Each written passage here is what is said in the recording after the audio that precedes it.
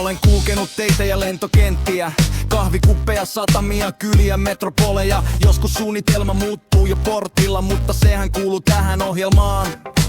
Kotimaan mutkat ja maailman rannat, tutut kasvot toreilla ja vieraat, jotka naurattaa. Reppu ei ole enää ihan kevyt, mutta tarinoita mahtuu aina lisää mukaan. Mulla on kartta taskussa ja pilke silmässä, ystäviä pohjoisesta etelän lämpöön.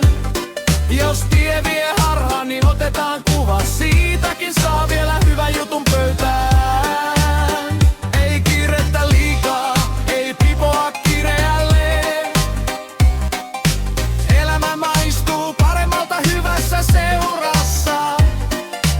Vuoden tuo viisautta, mutta onneksi myös sen, ettei kaikkea tarvitse ottaa niin vakavasti.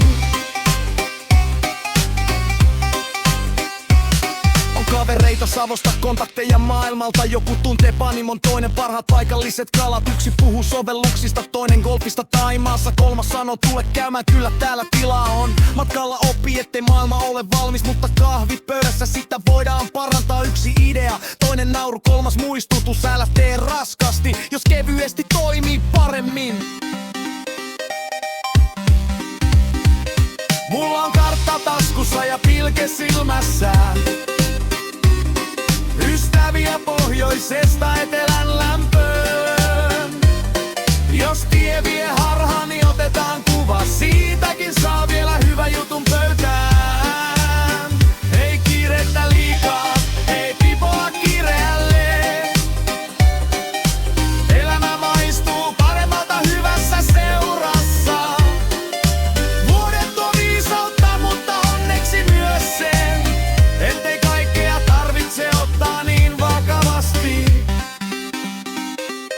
Ja jos joku kysyy mikä on suunta seuraava, sanon riippuu säästä, seurasta ja tarjouksesta. Maailma on iso, mutta ihminen pieni, siksi kannattaa tervehtiä ensin ja kiirehtiä vasta sitten. Loppukertosäe. Mulla on kartta taskussa ja pilke silmässä,